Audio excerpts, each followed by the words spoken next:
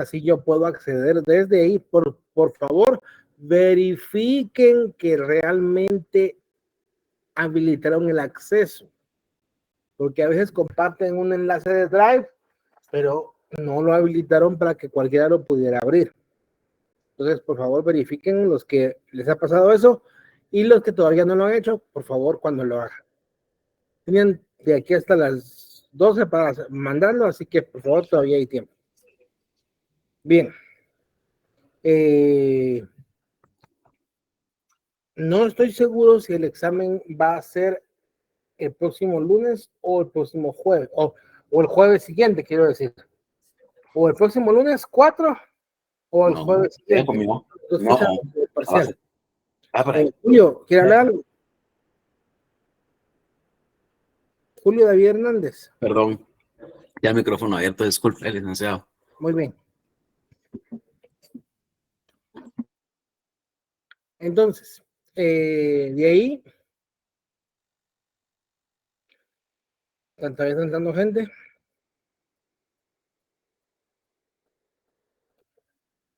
No sé por qué no hay.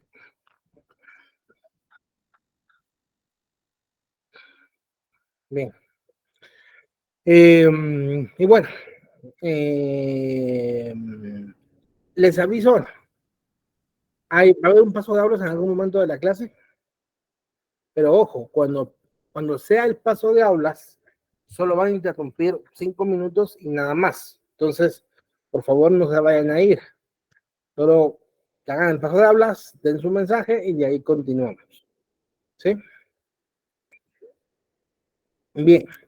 Estábamos hablando de la Revolución Francesa y hablábamos que el 14 de julio de 1789 se considera el inicio de la Revolución Francesa porque fue la fecha en que los ánimos se caldearon a tal punto que la gente salió a las calles a protestar, atacaron una fortaleza llamada la Bastilla, donde estaban los presos políticos, y también se encontraba el polvorín de la ciudad, es decir, donde estaban las armas y la pólvora para las armas. Y al atacar la Bastilla, la destruyeron. Ojo, no la destruyeron completa ese día. Ese día tomaron la Bastilla y la estuvieron destruyendo durante los siguientes días hasta que la demolieron por completo. Y ese es el inicio de la Revolución Francesa. La Revolución Francesa se divide básicamente o fundamentalmente en 3 momentos. Algunos dirán que 4, eso depende del criterio del autor, porque hay quienes dicen que una vez se involucra Napoleón, se convierte en otra cosa, ya no en la Revolución Francesa. Y hay quienes dicen que Napoleón es una extensión de la Revolución Francesa. Entonces, fundamentalmente tendríamos entonces que hablar de más fases. Pero, digamos que sin Napoleón, vamos a explicar la Revolución Francesa en 3 fases. La fase de la asamblea, la fase de la convención y la fase del directorio. Son las 3 fases. La fase de la asamblea es la, como que dice, inicial, la más corta, y dura de 1789 a 1791. Básicamente unos 3 años. La fase de la convención dura más o menos de 1792 a 1795. Y la fase del directorio de 1795 a 1799. Y luego, si Kimberly, ¿qué fecha dijo de la última, del directorio? Si quiere, 1700. lo sigo para que no se pierde. Gracias. Vamos a ver. La fase de la asamblea es de 1789 a 1791. La fase de la convención es de 1792 a 1795. Y la fase del directorio es de 1796. No, 95 realmente, porque fue como a final del Sí, verano. porque había dicho 95. Sí, así había dicho, así es. A 1799. Algunos autores consideran el final de la revolución con el final del directorio, porque es hasta el momento en que Napoleón aparece en la escena como gobernante de Francia. Algunos no, algunos consideran que seguido de la fase del directorio sigue la fase del consulado, la fase del consulado, que iría de 1800 a 1800, de 1800 a 1804, más o menos, y la fase del imperio, que iría más o menos de 1804 a, perdón, 4 a 1814, 15.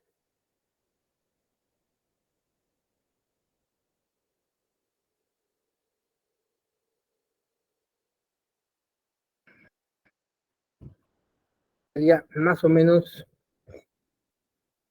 el tiempo de... No. La fase del consulado y del imperio es con Napoleón. ¿Sí?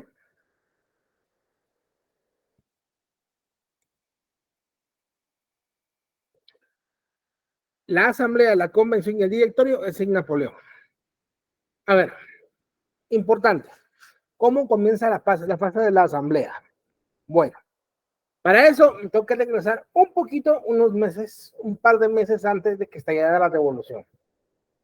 La revolución estalla el 14 de julio del 89. En el mes de mayo, o sea, un par de meses antes, la situación era terrible. La situación era malísima. Y el rey se había estado resistiendo a abordar la situación. Finalmente, en mayo del 89, el rey toma la decisión de convocar a lo que se llaman los estados generales. ¿Qué son los estados generales? Miren, hay, digamos que un recurso medieval que fue establecido precisamente por los antiguos reyes de la Edad Media, que básicamente consistía que en caso de una terrible amenaza, por ejemplo, una invasión extranjera muy poderosa, o por ejemplo, una hambruna generalizada, o con problemas así como quien dice críticos, una plaga, cuando se enfrenta un problema de proporciones que sobrepasan la capacidad de la monarquía para hacerles frente, se crearon los estados generales. ¿Qué significan los estados generales? Significa que los estados generales son 3 estados: los nobles, la iglesia o el clero y el pueblo en general. Y entonces el rey convoca a los 3 estados, los estados generales, para abordar los problemas con ayuda de los estados generales. Entonces, a que se reúnan todos los nobles, o sea, todos los condes, marqueses, duques, príncipes, todos los nobles que hay, y forman un grupo. El clero, que forma un segundo grupo, o sea, todos los arzobispos, obispos, sacerdotes, un segundo grupo. Y luego, representantes electos de cada provincia, el tercer grupo. Y cada uno de estos grupos tenía un voto. Un voto. O sea que solamente existían 3 votos. El voto de la nobleza, el voto del clero y el voto de los representantes del pueblo. Esto significa que realmente la nobleza, que era como el 1% de la población, el clero, que era como el 5% de la población, tenía los mismos votos que el otro 94% de la población. Es decir, un estado general que representa el 1% de la población tiene un voto. Un estado general que representa el 5% de la población tiene un voto. Y el otro 94% de la población tiene un voto. Entonces, para los del tercer estado, les parecía algo absurdo, especialmente porque casi siempre el clero se dividía en 2 grandes grupos internos. Está lo que llamamos el clero mayor, o sea, donde están los arzobispos y los obispos, que muchas veces ese clero mayor o el alto clero estaba conformado también por nobles. Es decir, que como la iglesia era un poder, los nobles generalmente reservaban al segundo, tercero o cuarto hijo que se volviera religioso para también tener presencia en el poder religioso. Entonces, el detalle ahí es que era más fácil para, me he olvidado grabar, ¿no me recuerdan que grabe mucho?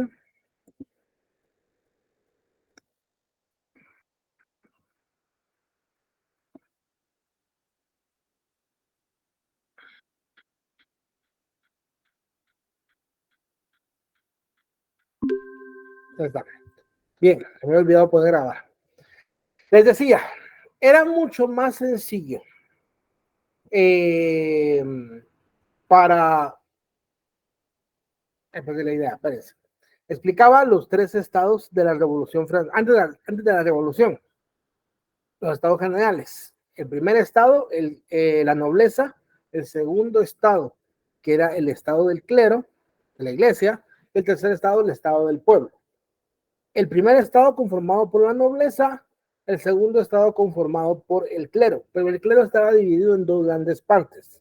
El alto clero, conformado por obispos y arzobispos, en su mayoría también estaba conformado por nobles, porque los nobles también querían poder dentro de la iglesia y entonces mandaban a alguno de sus hijos, no el primero, pero generalmente alguno, segundo, tercero, cuarto, a que se volviera sacerdote, y como la iglesia tenía poder político, era corrupta, recibía donaciones de dinero para poder ascender más rápido. Entonces, muchas veces los arzobispos eran realmente miembros de alguna familia noble. Eso no es exclusivo de la nobleza, porque también lo podía pasar con la burguesía y lo hacían también, pero digamos que era más frecuente entre los nobles en ese sentido. El bajo clero, es decir, la mayoría de los sacerdotes y monjas de a pie, eran en su mayoría gente del pueblo. Pero cuando el rey organiza representantes del clero, no van a llegar los sacerdotes que trabajan en la iglesia que queda hasta el fin del mundo. No, llegan los obispos y arzobispos. Entonces, eso quiere decir que prácticamente el primer estado, la nobleza, está conformado por nobles, obviamente. Y el segundo estado, el clero, también estaba conformado por nobles, porque en su mayoría también provenían de la nobleza los miembros del alto clero, que eran los que generalmente representaban a la iglesia. Los sacerdotes de a pie, que habían originado en el pueblo, esos casi nunca llegaban a ser representantes de la nobleza, del clero, perdón. ¿Sí? Entonces, ¿eso qué significa? Significa que técnicamente era como un juego arreglado. Los de la nobleza tenían un voto y los del clero tenían otro voto. Y los dos eran nobles. Entonces, venían los del tercer estado, los del pueblo, y cada cosa que proponían perdía 2-3, no, 2-1. Y proponían algo y perdía 2-1. ¿Por qué? Porque constantemente el primer estado y el segundo estado votaban juntos. Y entonces cualquier solución, por ejemplo, una sencilla solución, los más adinerados del país son los nobles. Pongamos impuestos a los nobles para financiar la compra de granos en el extranjero y así poder apalear la hambruna. Votación, primer estado en contra, segundo estado en contra, tercer estado a favor, no pasa porque son 2-1. Y entonces pasan las siguientes semanas reuniéndose todos los días a que la nobleza no tiene idea qué hacer, el clero tampoco, y todo lo que propone el tercer estado no pasa. Entonces, viene el tercer estado, y en un momento dado se desespera y dice, ¿saben qué? Esto es un juego amañado. O sea, si están conformados por los mismos nobles el segundo estado. Son primos, hermanos de los mismos que están ahí sentados. ¿Por qué no mejor formamos un grupo de solamente el tercer estado? Y de hecho fue aquí, en esa reunión de los tres estados, que se acuñó la frase izquierda y derecha. Porque entonces los miembros del primer estado y del segundo estado solían sentarse a la derecha del rey. Y los miembros del tercer estado solían sentarse a la izquierda del rey. Hay varias versiones de esa misma idea, también entre los ministros de otros lados, pero normalmente el que preside la asamblea es la autoridad máxima, o sea, el rey o un representante del rey. Olvídense que iba a estar ahí sentado Luis XVI. El tipo no le interesaba sentarse en grandes pláticas a discutir, olvídense. Pero nombraba un representante que se sentara como representándolo, y entonces era como que dice el representante del rey. presidía la asamblea. Y entonces, a su derecha, la nobleza y el clero. Y a su izquierda, todo el resto del pueblo. Y generalmente se oponían sistemáticamente a todo lo que el rey quería, el tercer estado, la izquierda. Y apoyaban todo lo que el rey quería, la derecha. Entonces, la noción izquierda y derecha nace de la noción de estar de acuerdo a favor o en contra de lo que el rey dice, ¿sí? De lo que el rey está mandando. Es precisamente en esas sesiones que en algunas sí llegaba el rey, como quien dice, a inaugurar la sesión, como dar como que el saludo apropiado de inicio de sesión solemne para abordar el problema, y luego se iba y dejaba a su representante. Pues entonces, en alguna de las ocasiones, el tercer estado le recriminó al rey, algo así como quien dice, ustedes, los nobles y el clero, no representan al pueblo. El tercer estado representa al pueblo. Nosotros somos el estado de Francia. Y vino el rey y respondió, no, el estado soy yo. O sea, el rey es el estado de Francia, que es la famosa frase de Luis XVI, l'esté et moi. Yo soy el estado. Entonces, eso también marca un elemento muy poderoso en la cosmovisión del momento. El choque de dos visiones de la realidad. Una visión donde el Estado es la población y una visión donde el Estado es el rey. ¿Sí? Y esas dos visiones son las que se están estrellando en ese momento. La visión monárquica, el Estado soy yo. La visión, digamos, democrática, liberal, el Estado es el pueblo. ¿Sí? El pueblo, las instituciones del Estado, no el tipo que gobierna. Ese no es esa es una parte del Estado, pero no es todo el Estado. Y no es lo más importante del Estado. Lo más importante es el pueblo. El asunto es que en un momento dado viene el tercer estado y dice, ¿saben qué? Ya me harté. Vamos a reunirnos sin los demás miembros, sin la nobleza y sin el clero. Vamos a reunir a tomar decisiones nosotros.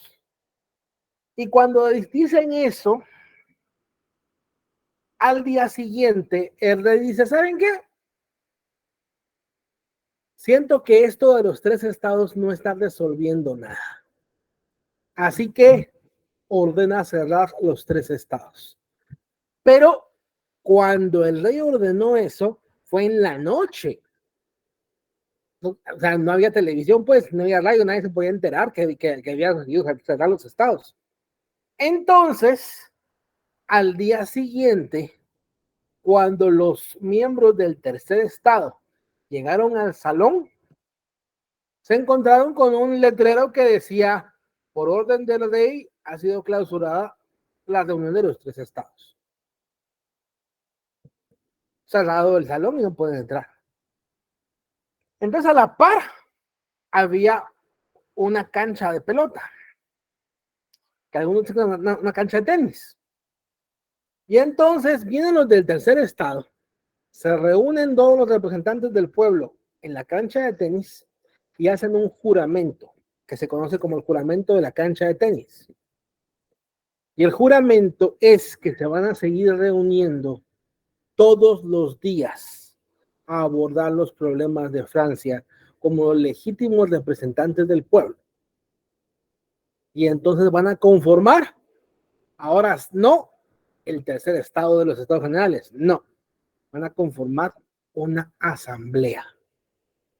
Y se van a poner como principal objetivo elaborar la próxima constitución de Francia.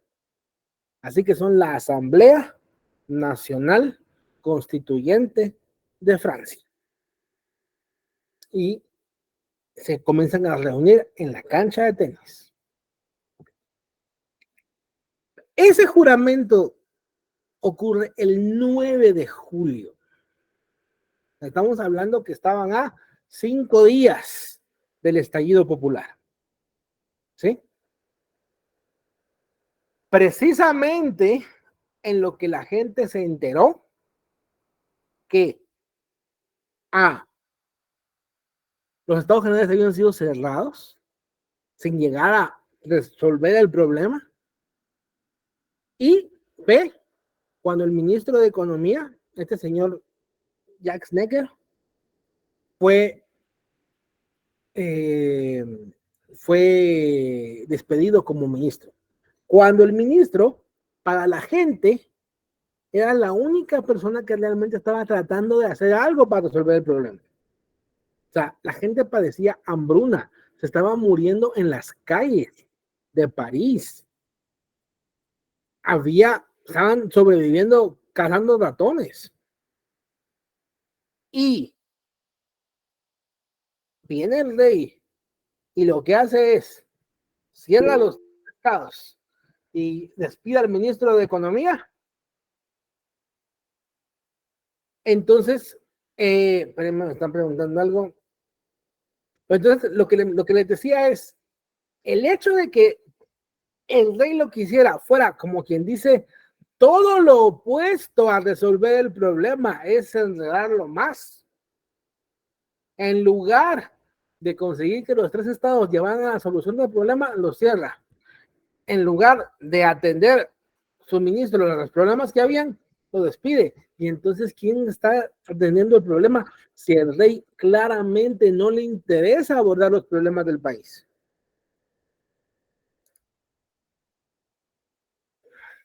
¿Cómo que Jagger? No, hombre, no es Jagger. Es Jacques Necker, si no estoy mal. Necker. No tengo duda de la pronunciación en francés, porque no es como que a mí me fluye el francés así, pero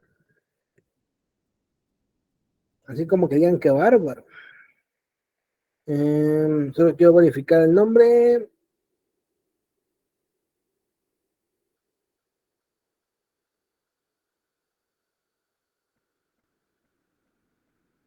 Sí, Jacques Necker, es correcto.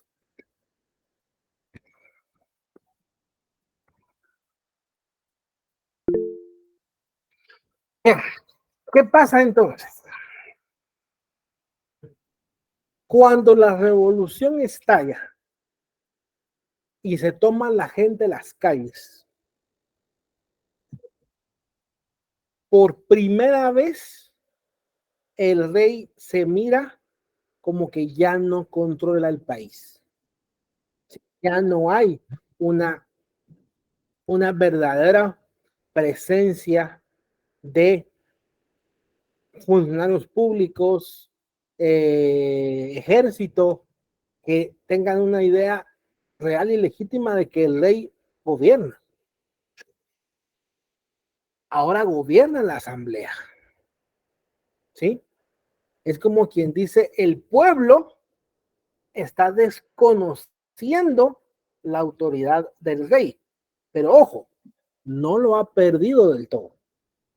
El rey todavía tiene influencia y poder, pero ya está como quien dice en una situación en la cual la gente comienza a ver a la asamblea y al rey como equivalentes. Muy importante aquí es entender que ellos tenían una monarquía absoluta, donde no había un parlamento, donde no había un consejo, no había nada que limitara el poder del rey. A diferencia de otros países como Suecia, Dinamarca o Reino Unido, Inglaterra, que tenían un parlamento que limitaba el poder del rey y que podía ejercer su autoridad por encima de las acciones del rey, ¿sí? Y que incluso podía llegar a detener al rey y imponerse. Eso tiene que ver mucho con, en el siglo anterior, durante el siglo XVII, hubieron múltiples conflictos y problemas en Inglaterra que les llevaron a tener un parlamento fortalecido, que podía detener al rey en sus acciones. Pero en Francia no. El rey era todopoderoso. Entonces, la gente prácticamente estaba promoviendo la idea de un modelo similar al británico. Es decir, la gente en ese momento, la mayoría de la gente, no estaba buscando matar al rey y no estaba buscando tocar al rey. Lo que querían era un gobierno que en primer lugar atendiera a los problemas de la gente y que mostrara que se interesaba en los problemas de la gente. El problema principal era que Luis XVI no era una persona que fuera un académico, que tuviera mucha empatía por alguien, que mostrara que se podía preocupar o que podía atender las cosas. No. Simple y sencillamente, la gente miraba al rey como alguien que vivía en su palacio preocupado de sus fiestas. Y nadie sabía realmente ni qué hacía. ¿Sí? Nadie sabía ni qué hacía. Y aquí debo señalar que también ejerció una fuerte influencia la desinformación y una fuerte influencia los rumores malintencionados. Es una situación complicada. Y les voy a decir algunas de sus características. Característica número, Abigail dice, sí, alguien incapaz, o sea, pero no solamente incapaz porque no pueda, porque tampoco le interesa intentar. O sea, ¿qué significaría ser rey? Significaría estar 24/7 abordando los problemas del país, que eran serios. O sea, el rey más brillante de la historia le hubiera costado abordar los múltiples problemas de Francia. No digamos un rey que no se puede sentar una hora a discutir los problemas y buscar solución, porque ni siquiera ha leído un libro que le interese saber, porque es alguien que está mucho más preocupado en sus reuniones sociales, en sus fiestas, en los chismes del palacio, porque simple y sencillamente su personalidad, su carácter no es de alguien que pretenda gobernar Francia por el bien de Francia. Ese es el problema con Luis XVI. ¿Sí? ¿Qué sucede? Que Luis XVI había tenido un problema fisiológico que muy probablemente era consecuencia de los constantes matrimonios familiares que ocurrían en la nobleza europea.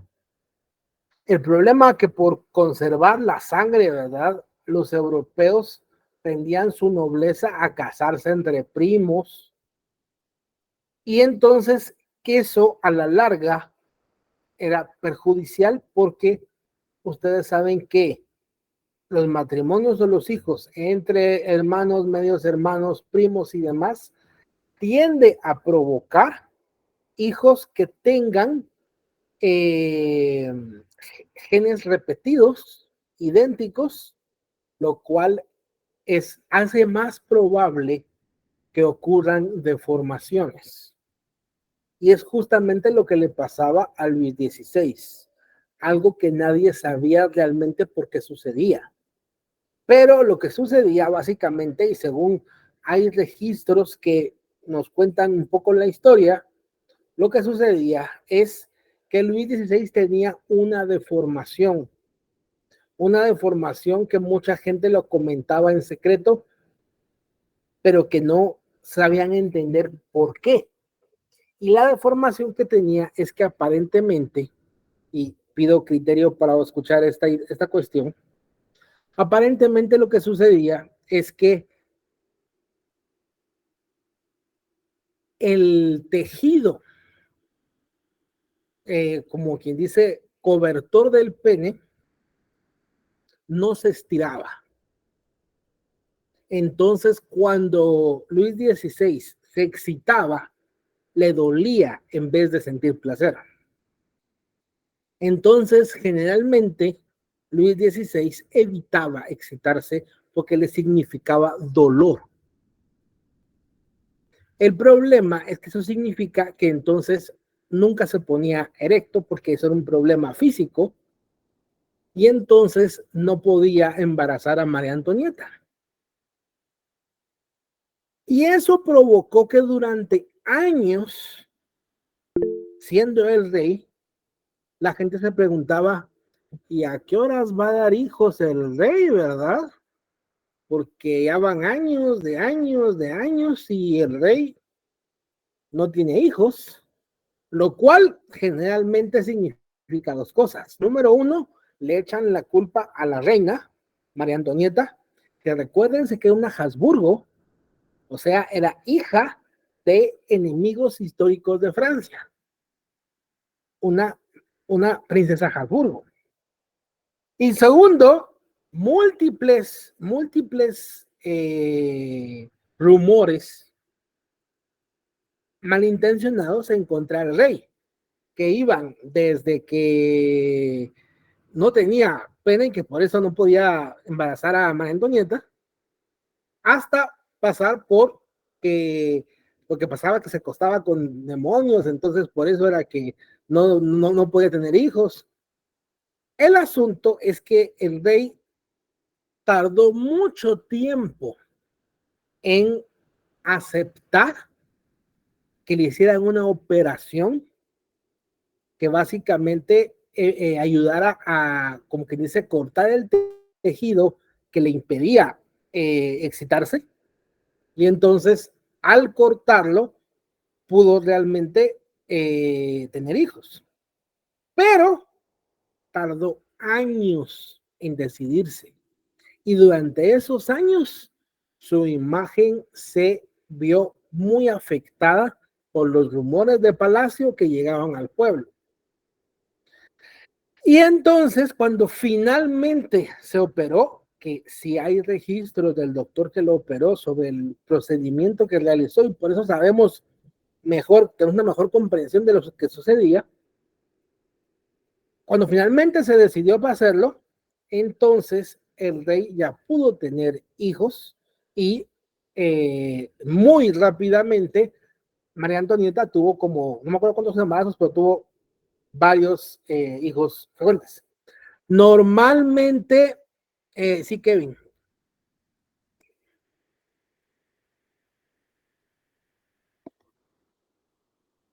No fue, no es eso, Osvaldo. Normal, aunque sí habían muchos rumores de que había sadomasoquismo entre, en esa época no se llamaba así porque no había, porque de hecho viene justamente de Marqués de Sade, pero que habían ese tipo de prácticas mal vistas y que entonces el rumor generaba como que un desprestigio frente a la población, provocando que la gente ya no viera a la nobleza como el non plus ultra máximo de la sociedad, ungidos por Dios para gobernar, sino como simplemente una bola de pecaminosos que no hace nada ni sirve para nada y solo mantiene al país en la miseria. Entonces, ese tipo de situaciones fueron como quien dice, pasaron de humanizar al rey, que eso era malo para ellos, porque tenían que verlo como el ungido por Dios, y luego a deshumanizar al rey, o sea, verlo como la vil basura, que entonces había una fuerte red de publicaciones panfleteras inventándose todo tipo de falsedades en contra del rey. Falsedades por su situación de no poder tener hijos. Y por supuesto, eso también provocó, supónganse, Luis XVI no es el primer rey de la historia que tiene un problema parecido. De hecho, se puede mencionar que sabemos como de 3 reyes en la historia que tenían algún problema similar. Pero la mayoría de las reinas lo que hacían era embarazarse de alguien más para resolver el problema. María Antonieta no lo hizo.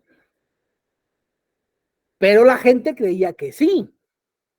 La gente planteaba que tal vez entonces no eran hijos de él, los hijos de María Antonieta. Entonces, eso suponía un problema también, porque entonces decían, entonces los hijos de María Antonieta no son hijos de la nobleza francesa, sino hijos de la nobleza austriaca. Y recuerden que Austria era enemigo de Francia. El matrimonio con Luis XVI era el intento por traer paz a Europa, casando a una Habsburgo con un Borbón. Entonces el problema aquí es que si la gente comienza a creer que los hijos de Luis no son hijos suyos, entonces están viendo una conspiración austríaca en este asunto. ¿Sí? Entonces tal vez es María Antonieta y tiene hijos con alguien de Austria, entonces nos va a gobernar un austriaco, no un francés. Y entonces la gente comienza a reaccionar en contra de la nobleza, a reaccionar en contra de la monarquía. ¿Qué sucede? Por el lado de la asamblea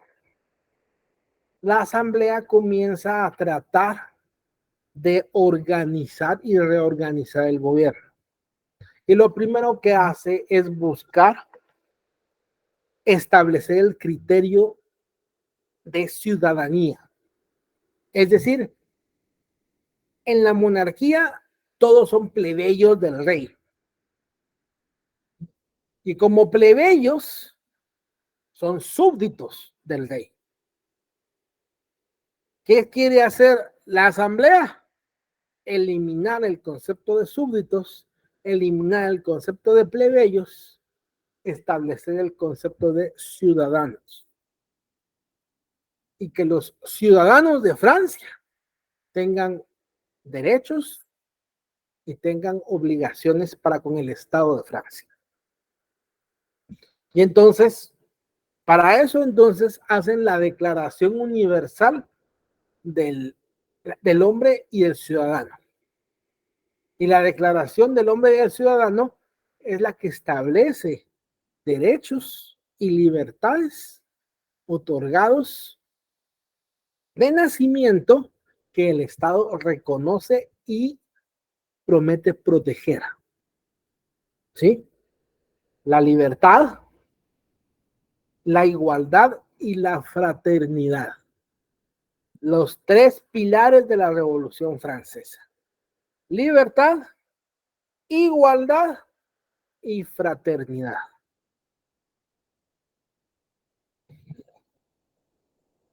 ¿Cuál es el problema?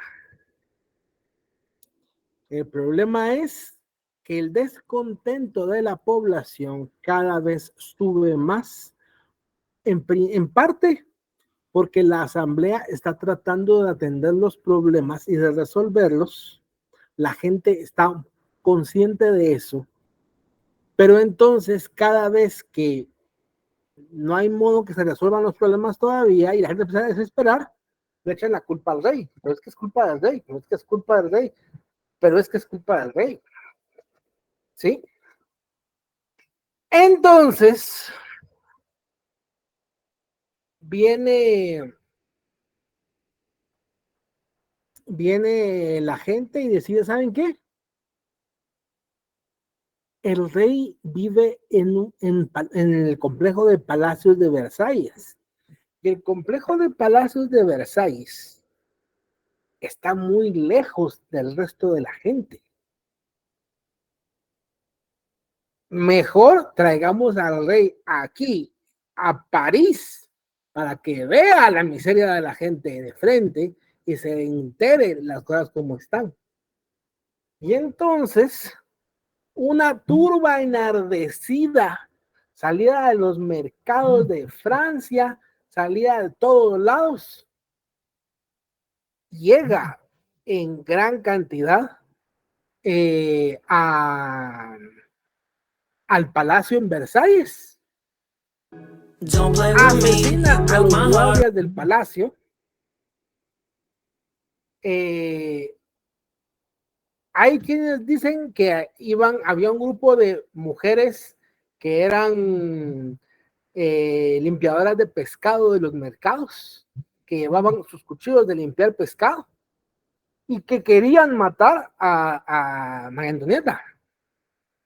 Y que cuando llegaron, la gente llegó, supuestamente los sirvientes le dijeron, mire, el pueblo está aquí. Y ojo, esto es un rumor que dicen que dijo, y yo creo que es falso, pero la gente repitió los rumores como que fueran verdad, precisamente en detrimento de la monarquía. Que la gente le dijo a María Antonieta, mire, la gente está aquí y pide pan. Y que María Antonieta respondió, denles pasteles. Y entonces era así como quien dice, mostraba esa desconexión entre la monarquía y la realidad del pueblo. Déjame que me está escribiendo la asistente de la secretaria de coordinación.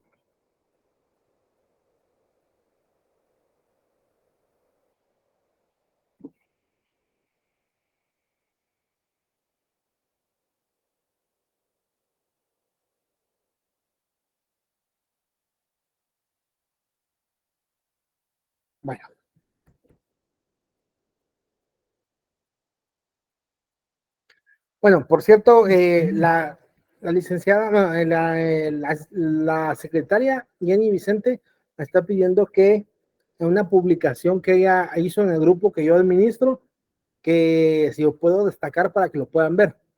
Ojo, si alguno de ustedes se quiere unir al grupo que yo tengo en Facebook de Ciencia Política, por favor, cuando aplique, ponga en las respuestas que es de cuarto semestre de Relaciones Internacionales para que yo sepa quiénes son y los de aceptar. ¿Sí?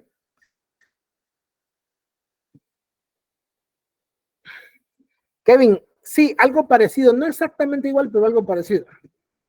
No era exactamente lo mismo, pero era así, pero no horizontal, sino vertical, pero bueno, algo así la cuestión.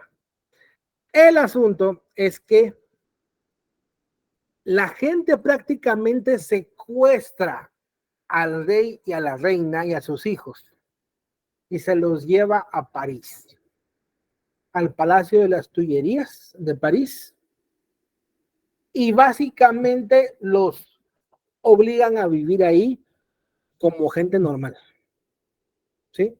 No como rey, no como reina, no con riquezas, no. La gente prácticamente llegó y saqueó el palacio.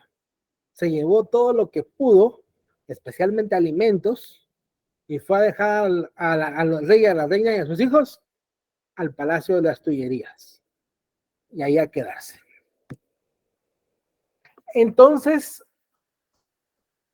de esta cuenta es que el rey considera que la situación para él es terrible y es insostenible. Él prácticamente ha sido depuesto como rey.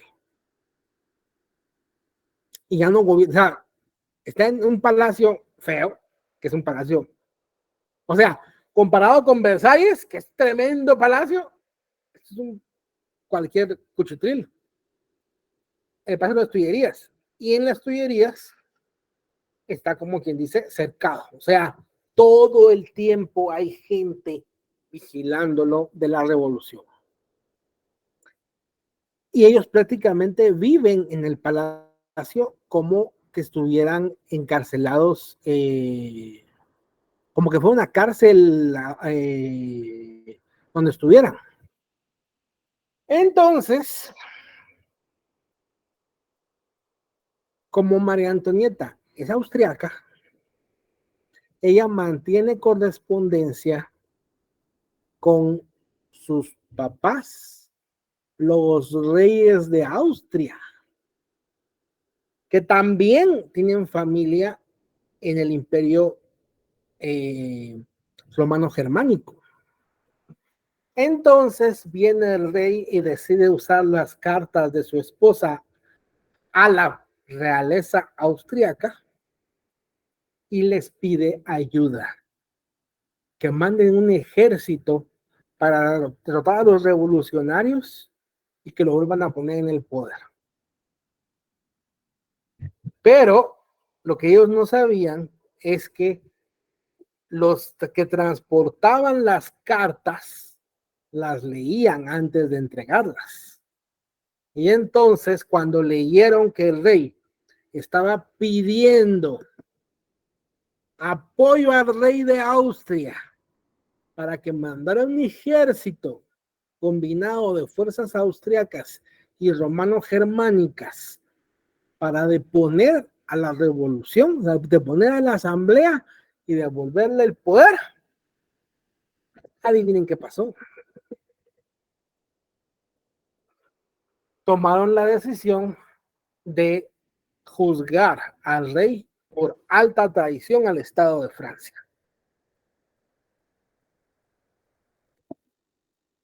Ahorita acaba de ingresar alguien, yo creo que va a ser el que va a exponer. Kevin.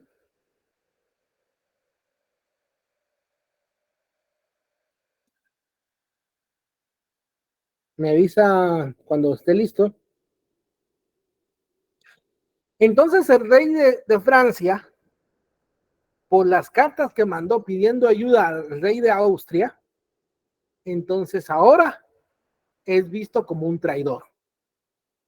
Y entonces, recientemente han inventado un nuevo método de pena capital, la guillotina. Y la quieren usar para precisamente los traidores de la revolución que se oponen a esta, y entonces deciden entonces decapitar al rey, castigarlo precisamente por alta traición al Estado de Francia al haber pedido que un país extranjero invadiera su país para ponerlo en el poder, para regresarlo al poder. Y entonces es ahí cuando el rey es decapitado. Y entonces muere Luis XVI, hasta ese momento rey de Francia. Sí, Kevin, ¿ya está listo? Por favor. Sí, profesor, listo. Ahorita tengo mi cámara. Ahí está. Muy buenas noches. Gracias, profesor, por brindarme el espacio. Gracias, Laura, por brindarme el contacto del profesor. Mi nombre es Kevin Monzón. Soy representante de la Asociación de Estudiantes de la Escuela de Ciencia Política y también estudiante de Sociología, sexto semestre. Ya se me está olvidando en qué semestre estoy. Mucho gusto. Estoy pasando por cada una de las aulas para darles un breve anuncio. El día de hoy vamos a estar llevando a cabo la Asamblea General que no pudimos llevar a cabo completa el día viernes. Nosotros el día jueves lanzamos una propuesta para que ustedes pudieran unirse, pero no fue productiva. No fue productiva porque no llegamos al quórum. El quórum es de 200 personas, ya que somos 1,200 estudiantes. Se necesita de un quórum al menos de 10 a 15% para que nosotros podamos llevar a cabo esta asamblea.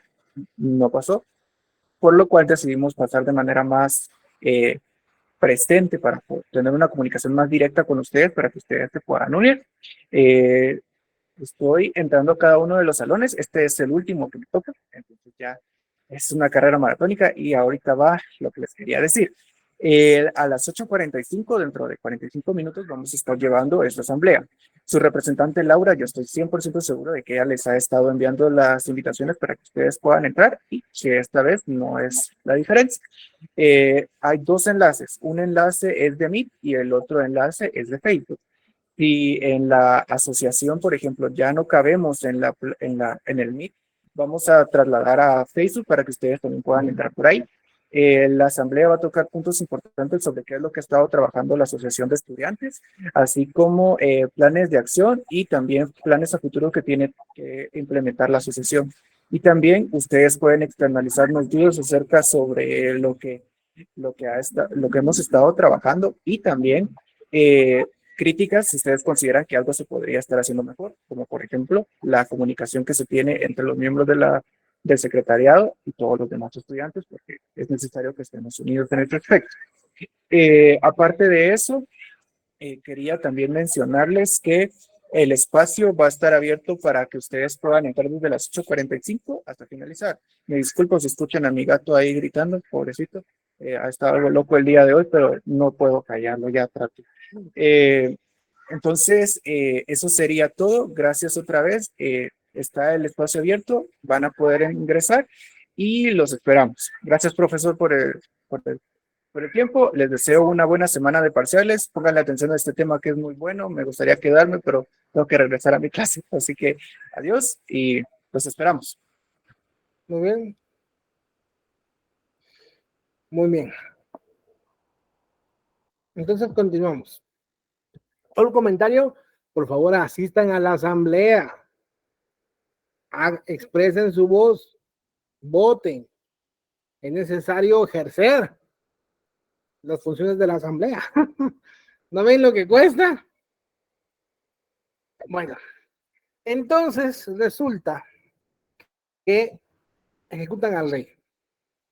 Y entonces los miembros de la asamblea toman la decisión de que entonces sin rey Francia ya no es una monarquía, entonces ahora es una república. Y entonces tiene que llamarse la República Francesa. No puede seguir siendo el Reino de Francia. Y la gente dice, bueno, pero todavía está pendiente ese tema complicado que se llama la esposa del rey, que técnicamente es la reina y que técnicamente con la muerte de Luis, ahora es la reina. ¿Sí? Entonces, todos, nadie va a aceptar una reina austríaca gobernando. Bueno, entonces, ¿qué hacer? Someten a juicio a María Antonieta, la someten a juicio y el problema es que llegan cartas de Austria y del Imperio Romano Germánico, es decir, Austria y Alemania. Y las cartas básicamente dicen que entreguen sana y salva a María Antonieta y sus hijos a el gobierno austriaco. Si no la entregan sana y salva, habrá guerra con Alemania y habrá guerra con el Imperio Germánico y con Austria. Recordemos que estamos hablando de una de las hijas del rey de Austria, prima del rey de Alemania. Así que los austriacos y los alemanes tienen mucho que ver y alegar con que entreguen sana salva a María Antonieta. Pero los revolucionarios franceses no le pueden perdonar que sugiriera que una invasión para volver a poner al rey, que en sus cartas eso pasara. Y otro problema es que la gente había escuchado todo tipo de barbaridades de ella durante años. Aún los nobles habían hablado mal de ella porque era una noble de Austria.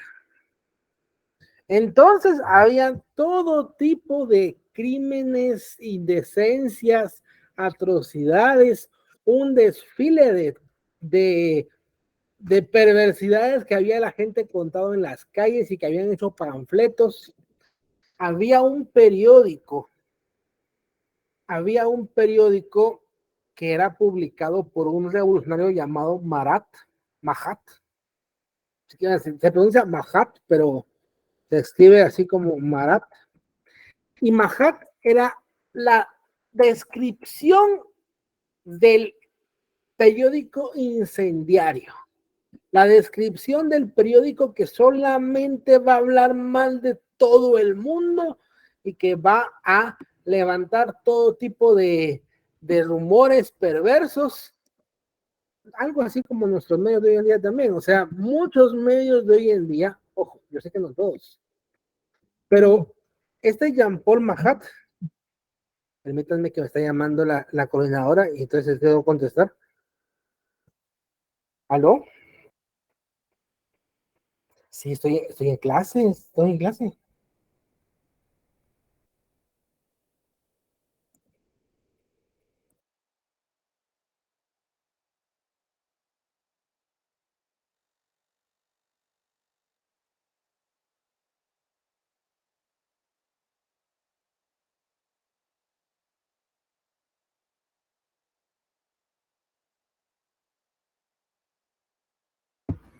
No toda la coordinación se le olvida cuando uno tiene clases.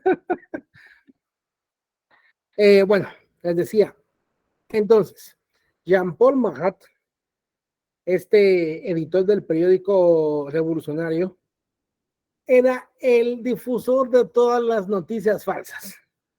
O sea, así como contaba muchas cosas reales, así le ponía más salsa, más sazón y ponía cada vez, y era particularmente parcializado en contra de la monarquía. Entonces, toda la gente había leído todas las barbaridades que dice que hacía María Antonieta y que no hay evidencia de que sean ciertas. Pero ahí prácticamente en el juicio la acusaron de todo lo que se les pueda ocurrir, hasta de incesto. La acusaron de todo. Y ella se defendió. Y tal vez la parte más sorprendente del juicio a María Antonieta es que María Antonieta pidió la palabra y se defendió con gran fuerza, con elocuencia, describiendo que los crímenes que la estaban acusando eran todos falsos y que ese conjunto de cosas realmente eran mentiras. El asunto es que dicen que hubo un momento en que casi se podía pensar que los que le estaban en el juicio se sintieron un poco avergonzados porque habían estado como que dice creyendo todo lo que decían de ella. Y ella estaba defendiéndose con gran elocuencia de que ella realmente no había cometido ninguno de esos crímenes de lo que la acusaban, que eran solo puras noticias falsas que habían estado acusando. El asunto es que en la deliberación final la votación quedó en contra de María Antonieta y algunos incluso consideraron más votar en contra de ella al recibir las amenazas de Austria y de Alemania que iban a invadir en caso de que la mataran. Entonces ordenan decapitar a María Antonieta y María Antonieta es decapitada. Con la muerte de María Antonieta fue la declaración de guerra. Las tropas austriacas y las tropas del Sacro Imperio Romano Germánico invadieron Francia. Y entonces comienza ahora una fase de guerra. Ahí es cuando hablamos de la convención. Sí, en la guillotina. La convención toma el poder y de la convención el más famoso de todos es Robespierre. Robespierre era uno de los revolucionarios más apasionados de la revolución. Particularmente había sido un abogado que amaba la monarquía y que la monarquía le había hecho decepcionarse profundamente de ellos. Era un abogado brillante que se había radicalizado en contra de la monarquía y que se había radicalizado como revolucionario. Y entonces Robespierre considera que la única forma de arreglar Francia es decapitando gente. O sea, hay que básicamente matar a toda la nobleza. Y entonces comienza lo que algunos llaman la época del terror. Y la época del terror está caracterizada por el asesinato sistemático de la nobleza y gran parte del clero, especialmente el alto clero. Robespierre considera que Francia no se puede arreglar mientras esa gente siga respirando y que va a estar constantemente conspirando en contra de la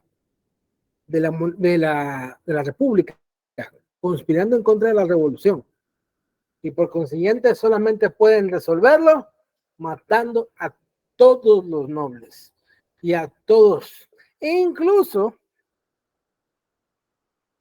incluso comienzan a atacarse aún más, y al extremo de que hasta la forma de saludar era una forma, digamos que originada en las ideas de la nobleza. Entonces, no, hay que cambiar hasta cómo saludamos. Ahora vamos a saludar como hola ciudadana. Y la gente tiene que responder hola ciudadana. Y si no responde así, te van a la cárcel. O sea, hablamos de que con Robespierre toman el poder los radicales.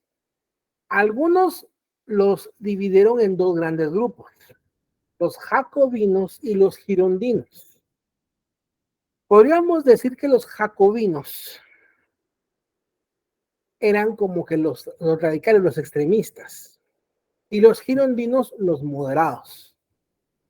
Y los jacobinos... Sí, pero ¿cuál es el segundo grupo? Es que lo escribo para que no se pierdan.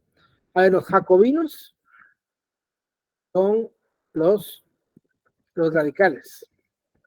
Los girondinos son los moderados. Pero entonces hablamos de la toma del poder de los jacobinos. Les llamaban así porque se reunían en un antiguo templo jacobino. Porque habían monjes jacobinos. Entonces, era un templo o un antiguo templo de monjes jacobinos que usaban como sede.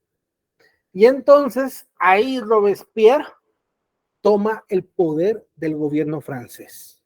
Y como son los ultrarradicales, comienzan a imponer, o sea, estamos hablando de, por orden de Robespierre, tiene que cambiar la ropa, porque ya no puede ser ropa de origen noble. Entonces, los pantalones bombachos tienen que desaparecer, tienen que ser pantalones planos. Los bombachos tenían como que la parte de los muslos se inflaba y se pegaba hacia abajo. Entonces, no, esa ropa de nobles tiene que quemarse, desaparecerse. Solamente ropa de ciudadanos. Entonces estamos hablando de un tipo que comienza a legislar cómo saludar, cómo hablar, y que uno puede terminar en la cárcel y en la guillotina si sospechan que tal vez defendes a la monarquía.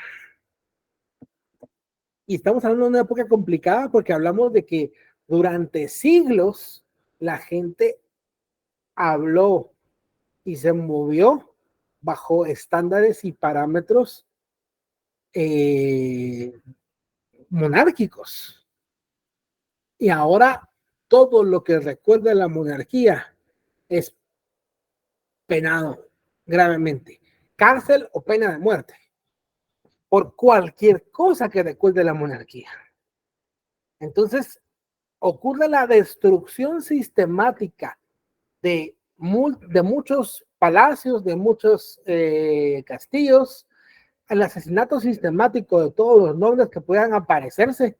Muchos nobles huyeron a Inglaterra, en gran cantidad huyeron a Inglaterra, otros huyeron a España, porque eran borbones también. Entonces, pero a veces más fácilmente huían a Inglaterra porque quedaba más cerca. Y entonces, ante esa situación, entonces tropas británicas y tropas francesas y tropas españolas también invadieron Francia. Entonces estamos hablando que durante la convención, cuando Robespierre toma el poder, está enfrentando la invasión de Austria y del imperio, el Sacro Imperio Romano Germánico, y una invasión inglesa y una invasión española.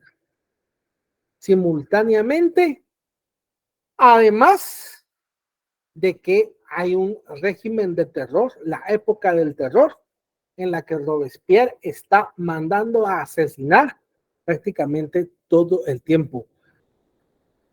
Prácticamente todos los días decapitan unas 20 personas, todos los días. Porque todos los días se encuentran algún traidor, según ellos. Y entonces, el periódico de Mahat, el periódico Jean-Paul Mahat, publica las listas de la gente que él considera son traidores a la revolución. Y entonces viene Robespierre, toma las listas que hace Mahat y ordena arrestarlos para decapitarlos. Y todos los días sale el periódico con listas nuevas y todos los días Robespierre manda a ejecutar gente. Sin embargo, Francia comienza a perder la guerra y requiere cada vez más, o sea, requiere mandar a la gente al frente. Entonces comienza a mandar soldados al frente, comienza a ordenar más tropas. Hay un revolucionario amigo de Robespierre que logra organizar al ejército, que se llama Danton, y Danton organiza al ejército y decididamente comienza a ayudar a que no se perdiera el frente y las tropas llegaran a París, porque hubo un momento en que las tropas estaban así de París, las tropas austriacas y germánicas estaban muy cerca de París, y entonces las tropas coordinadas por Danton lograron evitar la invasión de París y mover el frente más alejado. Pero vino un día Robespierre y dijo, no le gustaba que a veces que Danton le discutiera. Y entonces estaba considerando que Danton era un traidor porque Danton le discutía constantemente. Entonces toma la decisión de ordenar decapitar a Danton, que había sido amigo suyo y que había ayudado a salvar a Francia de que cayera a París. Y entonces Robespierre comienza sistemáticamente también a decapitar y ordenar a decapitar a algunos de sus propios compañeros que habían sido compañeros de la Asamblea Constituyente. Entonces él estuvo modificando la Constitución tanto, pero tanto, que hubo un momento dado en que los franceses dijeron, Robespierre dijo, ¿saben qué? No me gusta cómo está dividido los meses y las semanas, es muy poco, está basado en reyes, en reinas, hay que cambiar los meses, hay que cambiar las semanas, y entonces reordenar el calendario y tener nombres nuevos para el nuevo calendario revolucionario. O sea, desaparece el mes de enero, febrero, marzo, abril, ya no existen, ya no hay, se me hace que ahora son meses de 3 semanas, cada una de 10 días, cada mes de 30 días, y tienen nuevos nombres. ¿Sí? Y entonces, los nombres responden más o menos a la época a la estación en la que en que se encuentra. Entonces, sí, efectivamente, Abraham, básicamente Robespierre se convirtió en un tirano absoluto, con un espantoso sed de sangre. Y entonces, por ejemplo, Mahat, que constantemente hacía listados de gente traidora a la revolución, que después Robespierre mandaba a ejecutar, una campesina, una mujer campesina, que de hecho era relativamente joven, incluso no tenía ni 18 años, entra a la casa de Mahat, de Jean-Paul Mahat, y es que Jean-Paul Mahat había vivido como pordiosero durante una época y eso le había pegado una enfermedad que lo obligaba a bañarse todos los días como por 8 horas, y entonces él constantemente estaba en su tina, en su bañera, y ahí es donde leía, donde escribía y donde hacía todas las cosas de su bañera. Y entonces entra esta campesina a la casa de Mahat, saca un verduguillo y se lo clava en la garganta a Mahat, asesinándolo. Obviamente la arrestaron y todo el mundo estaba sorprendido porque decía, pero es que es una niña, o sea, es una niña y que es una niña matando a Mahat. Entonces le preguntaron por qué lo había hecho y ella dijo, porque quiero paz, y este señor no, todos los días lo que trae es guerra y muerte. Y entonces la decapitaron también. Que por cierto hay una famosa pintura de la muerte de Mahat, que quieren googlear y ver. Y por supuesto hay muchísimas grandes pinturas de la revolución, muy buenas, muy buenas pinturas, para inspirar precisamente a la gente y inspirar la revolución. El asunto es que vino Mahat y bueno, vino Robespierre, y como había estado, o sea, Robespierre comenzó un proyecto de descristianización. O sea, vino el momento en que dijo, ¿saben qué? El problema de la revolución es que la monarquía nunca se va a ir mientras la gente siga pensando que la monarquía gobierna con el derecho divino. ¿Y qué hay que hacer para eliminar el derecho divino? Hay que eliminar la religión cristiana. Es decir, hay que eliminar por completo el cristianismo de la sociedad. Y entonces Robespierre comienza un esfuerzo por eliminar la religión por completo, volviendo prohibida la religión cristiana y simple y sencillamente ordenando ejecutar a todos los religiosos. El objetivo en ese momento, e incluso comienza a promover que se recuperen las antiguas creencias romanas y griegas. Y entonces la gente comienza a hacer festivales dionisíacos, basados en Dionisio, y organizar orgías públicas. Y comienza a salirse de control la situación, porque entonces estamos hablando que en las plazas de las ciudades francesas la gente está organizando orgías y está dedicándose al dios Dionisio y están levantando nuevos monumentos a ídolos de la antigua Grecia y Roma. Y Robespierre dice, no, hay que traer una nueva diosa, una diosa nueva, no la griega y romana, hay que traer a la diosa razón, y la diosa razón nos va a gobernar. Ojo, ya no estamos hablando de la era de la razón, ahora Robespierre quiere convertir a la razón en una diosa, y él quiere ser su sumo sacerdote, el sumo sacerdote de la nueva diosa razón. Y organiza un festival a la diosa razón donde él aparece como su sumo sacerdote, ungido por la diosa Razón para traer la luz a todos.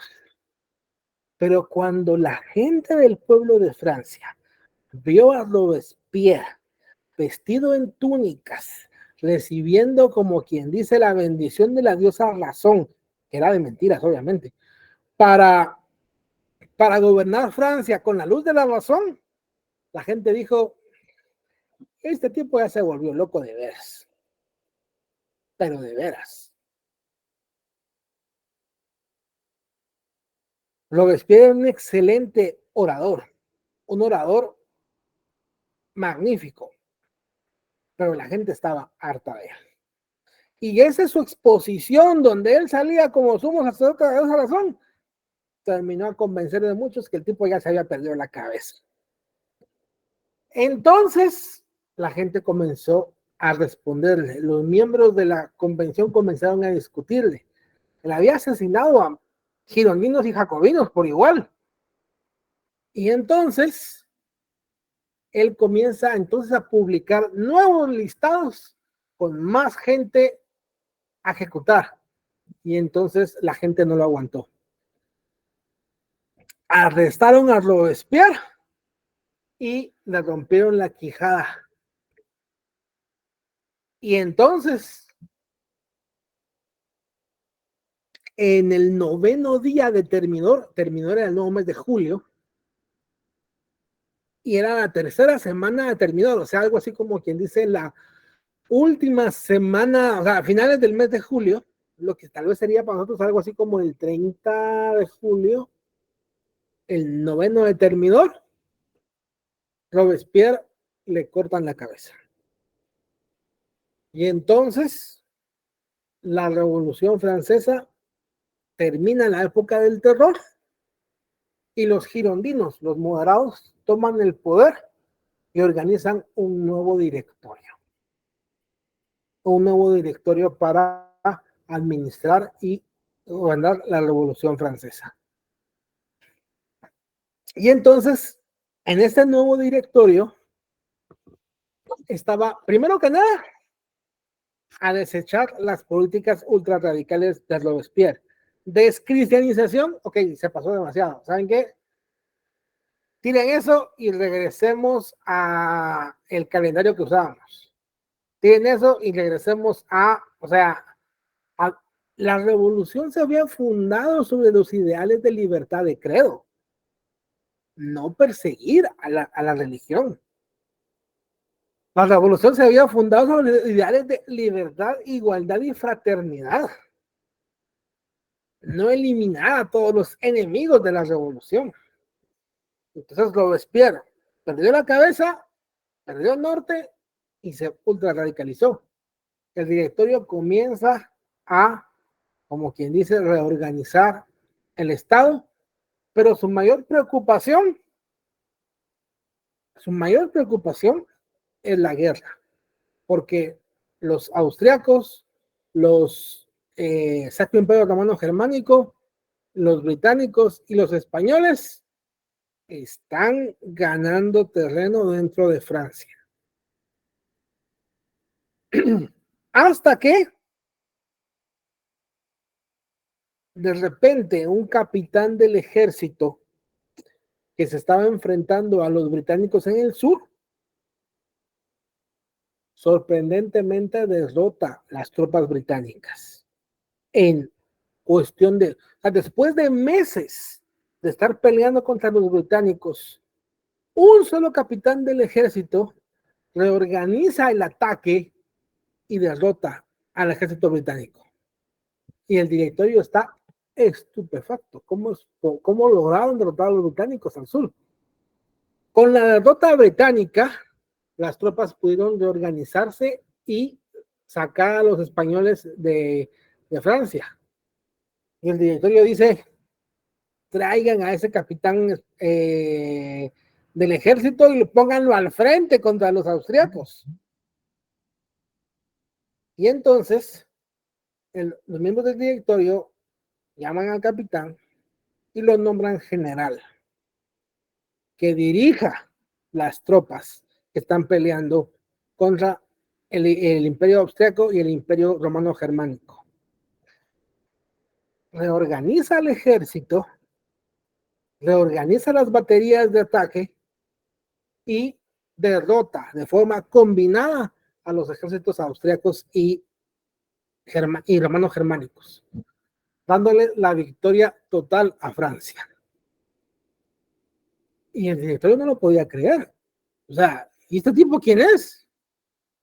Es Napoleón Bonaparte. Napoleón Bonaparte había sido este capitán del ejército que había derrotado a las tropas británicas, austriacas y romano-germánicas, y había prácticamente detenido la invasión de estos países en contra de Francia. Abigail, si se llama directorio es porque no había una persona encargada. O sea, parte del chiste del directorio era precisamente que no hubiera uno que fuera gobernante, no que todos los miembros del directorio tenían que ponerse de acuerdo para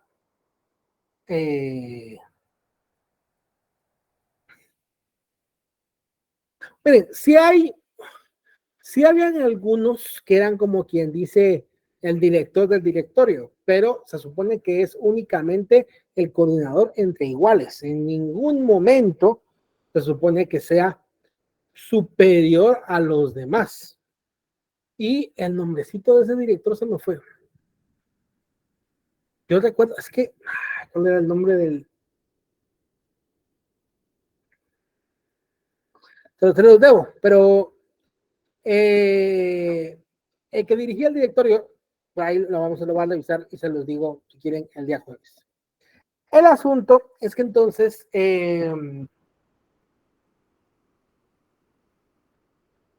Napoleón Bonaparte se convierte en el héroe de Francia, porque después de pasar años con la invasión de estos ejércitos combinados, que prácticamente querían destruir la revolución y conquistar Francia, de repente, en cuestión de pocos meses, un solo capitán del ejército logra reorganizar el ejército y derrotarlos a todos. ¿Cómo era posible?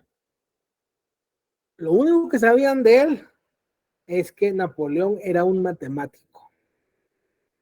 Sí, de hecho, su posición era profesor de matemática de la Universidad Sorbona. Eso era lo que estaba él haciendo cuando comenzó la guerra y tuvo que irse a pelear. Pero de matemático tuvo que pasar a el ejército y a pelear. Y vamos a hablar entonces un poco más de Napoleón y del contexto de la revolución en la próxima clase del día jueves. ¿Alguna pregunta? Vaya la hora.